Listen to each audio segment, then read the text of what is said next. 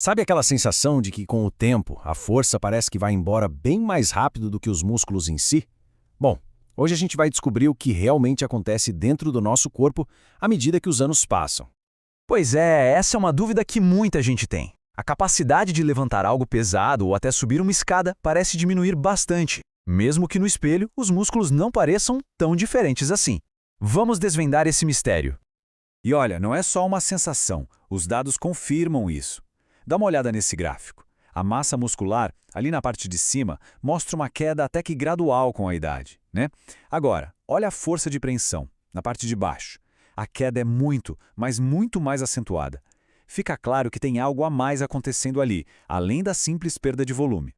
Para entender o que acontece lá no nível celular, os cientistas costumam focar em um músculo bem específico, que serve como um ótimo exemplo, o vasto lateral. Mas por que logo ele? Bom, o vasto lateral, que fica na coxa, é de fácil acesso para fazer estudos, já foi muito pesquisado e a composição dele reflete bem a de outros músculos do corpo. Então, na prática, ele funciona como uma verdadeira janela para a gente entender o envelhecimento muscular como um todo. Certo, agora vamos mergulhar no nível celular. Os nossos músculos são feitos basicamente por dois tipos principais de fibras, e cada uma tem um papel bem diferente. Para ficar fácil de entender, pensa assim. As fibras do tipo 1 são as maratonistas. Elas são feitas para resistência, para aguentar o tranco por mais tempo. Já as do tipo 2 são as velocistas, responsáveis pela força explosiva, pelos movimentos rápidos e potentes. No músculo jovem, o que a gente vê é um mosaico todo equilibrado. As fibras tipo 1, as de resistência, e as tipo 2, de força, convivem ali em harmonia, todas bem distribuídas. Essa é a nossa referência de um músculo saudável. Ok, agora a gente chega no ponto principal. Como é que esse mosaico de fibras se transforma com o passar dos anos?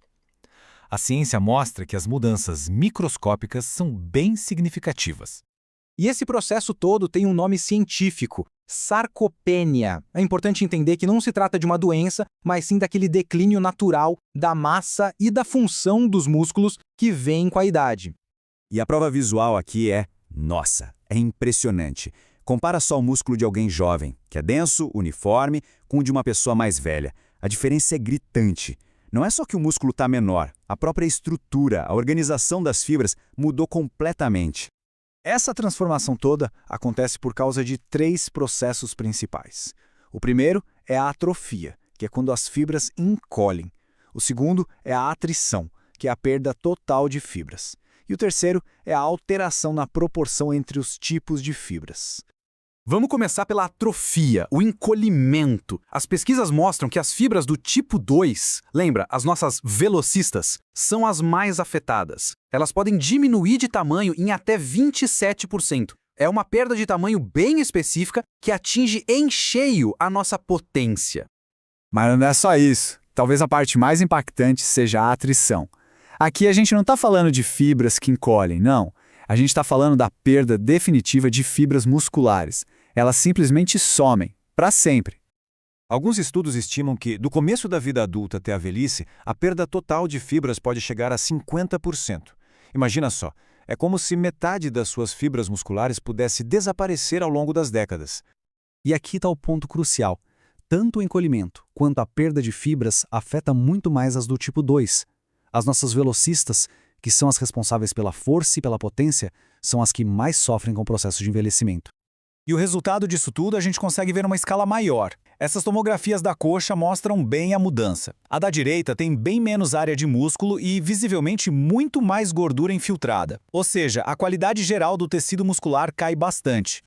Beleza, agora vamos juntar todas essas peças e, finalmente, responder a nossa pergunta lá do início. E aqui está a resposta para o mistério. A força despenca porque a gente perde de forma seletiva as fibras do tipo 2, aquelas nossas velocistas que geram potência. O músculo pode até não diminuir tanto de tamanho no geral, mas a composição interna dele muda. E com essa mudança, a capacidade de gerar força é reduzida de forma drástica. E olha, embora esse seja um processo natural, é super importante saber que ele pode ser acelerado. Coisas como o estilo de vida sedentário, uma nutrição que não é ideal, ou até períodos longos de internação podem intensificar e muito essa perda de força e de massa muscular.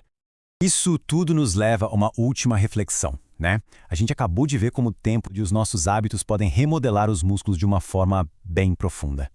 Isso levanta uma questão muito poderosa. Se a perda é um processo tão dinâmico, será que o ganho e a manutenção também não podem ser? Fica aí a pergunta sobre o quanto a gente pode, com ações intencionais, influenciar a saúde dos nossos músculos ao longo de toda a vida.